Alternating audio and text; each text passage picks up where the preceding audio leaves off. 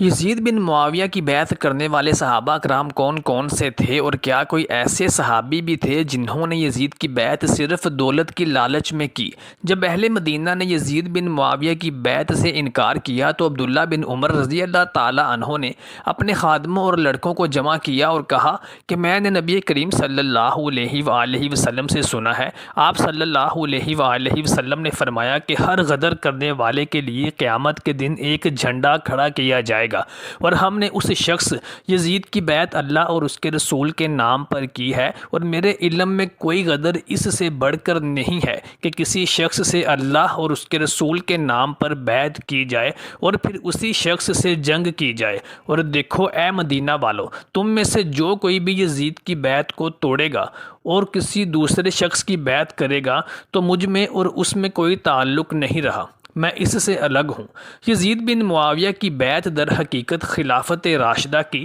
ملوکیت میں تبدیلی جیسا تھا، جیسا کہ نبی کریم صلی اللہ علیہ وآلہ وسلم نے اپنی زندگی میں ہی اس کی پیش گوئی فرما دی تھی کہ میری نبوت کے بعد خلافت راشدہ قائم ہوگی، اور خلافت راشدہ کے بعد کاٹ کھانے والی ملوکیت مسلمانوں پر مسلط ہو جائے گی۔ معاویہ بن ابی سفیان نے اپنی زندگی میں ہی اپنے بیٹے یزید بن معاویہ کی جانشینی کی بیعت لینے کا فیصلہ کیا اور اس پر عمل پیرا بھی ہوا۔ محققین اور تاریخ دان کہتے ہیں کہ معاویہ بن ابی سفیان کو اپنے بیٹے یزید کی جانشینی کا مشورہ دینے والے کوئی اور نہیں تھے بلکہ ایک مشہور صحابی حضرت ولید ابن شعبہ تھے۔ یہ نبی صلی اللہ علیہ وآلہ وسلم کے اولو العزم اور جید صحابہ کرام میں شمار ہوتے تھے۔ نبی کریم صلی اللہ علیہ وآلہ وسلم کے وصال کے بعد یہ شام میں مقیم ہو گئے اور معاویہ بن ابی سفیان کے مشیر خاص ہوئے۔ معاویہ بن ابی سفیان ان کے مشورے سے تمام سیاسی عوامل اختیار کیا کرتے تھے۔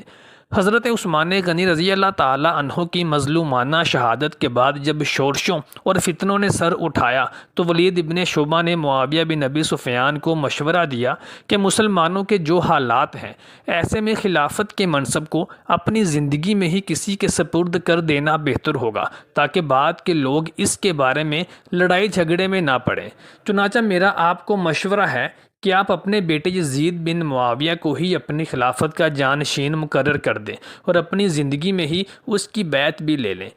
معاویہ بن ابی سفیان نے ولید ابن شعبہ کا یہ مشورہ قبول کیا اور اپنے بیٹے یزید بن معاویہ کی جانشینی کی بیعت لینا شروع کر دی۔ اب چونکہ مدینہ منورہ اور مکہ مکرمہ مسلمانوں کا مرکز تھا اور وہیں سے خلافت راشدہ پوری اسلامی سلطنت کو چلایا کرتی تھی، جیسا کہ حضرت ابو بکر صدیق اور عمر فاروق اور عثمان غنی اور حضرت علی رضی اللہ تعالی عنہ اجمعین کے بعد امام حسن علیہ السلام اس انتظام کو چلا رہے تھے۔ چنانچہ مکہ مکرمہ اور مدینہ منورہ کے مسلمانوں کو یزید کی جانشینی کی بیعت کے لیے راضی کرنا اشد ضروری تھا، اور اس کے لیے ضروری تھا کہ مدینہ منورہ اور مکہ مکرمہ میں موجود مشہور اور اولو العزم اور جید شخصیات اور صحابہ کرام علیہ اجمعین کو یزید کی بیعت کے لیے راضی کیا جائے،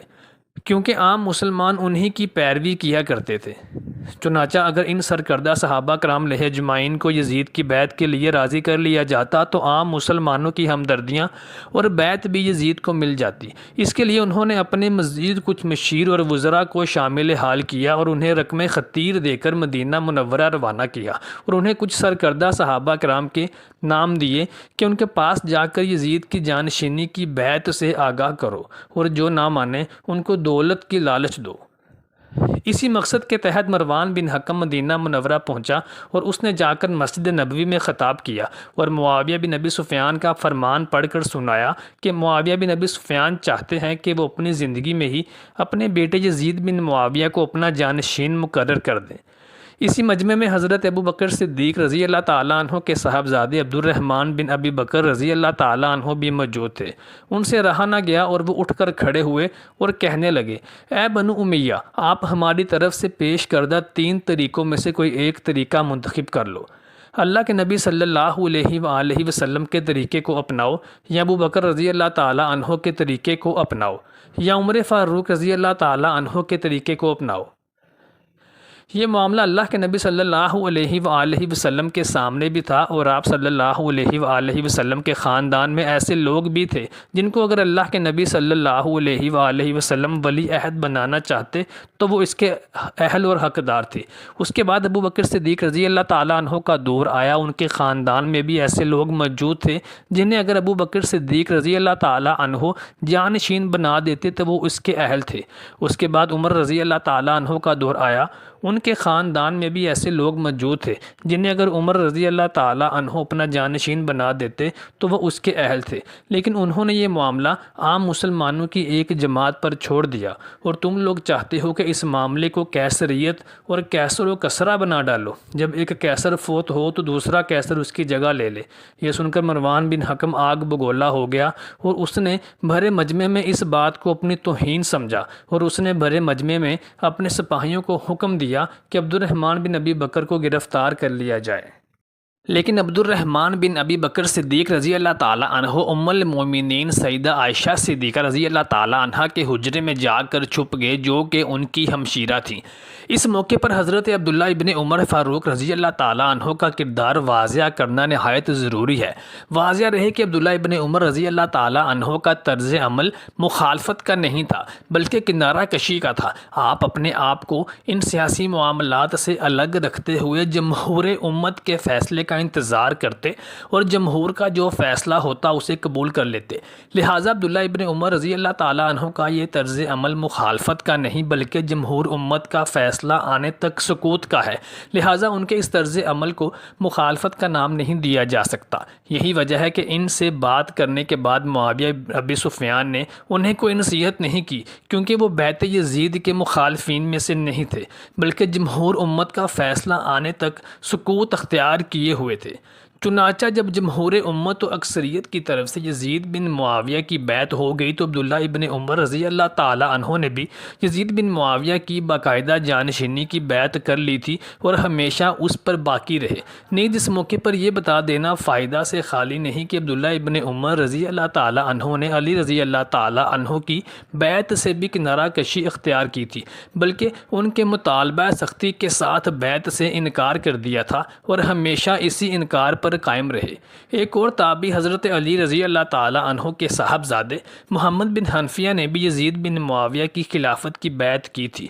محمد بن حنفیہ شام میں یزید بن معاویہ کے پاس گئے۔ جب یزید سے مل کر واپس آئے تو اہل مدینہ نے محمد بن حنفیہ سے دریافت کیا کہ آپ نے یزید کو کیسا پایا؟ تو محمد بن حنفیہ نے کہا کہ میں نے تو اسے نیک، پرہیزگار، متقی اور سنت کا متلاشی پایا ہے۔ تو تمام اہل مدینہ کہنے لگے کہ باخدا یزید نے آپ کو دکھانے کی خاطر نیک اعمال اختیار کیے، ورنہ وہ اس سے برعکس شخصیت کا حامل ہے۔ الغرض محمد بن حنفیہ نے بھی حضرت عمر کے صاحبزادے عبداللہ ابن عمر رضی اللہ تعالیٰ عنہ کی طرح یزید بن معاویہ کی خلافت کی بیعت کو توڑنے سے انکار کیا۔ نہ صرف انکار کیا بلکہ دوسروں کو بھی تلقین کی کہ یزید کی بیعت کو نہ توڑا جائے۔ امام طبری اور علامہ رازی فرماتے ہیں کہ جن صحابہ علیہ اجمعین نے یزید کی بیعت کی تھی ان کے کردار پر یا نیت پر شک نہیں کیا جا سکتا، کیونکہ انہوں نے خلیفۃ الاسلام کے طور پر یزید کی بیعت کی تھی۔ یزید کی انفرادی حرکات و سکنات اور اس کے کرتوت بلا شبہ اسلام کے منافی تھے، لیکن عبداللہ ابن عمر رضی اللہ تعالیٰ عنہ نے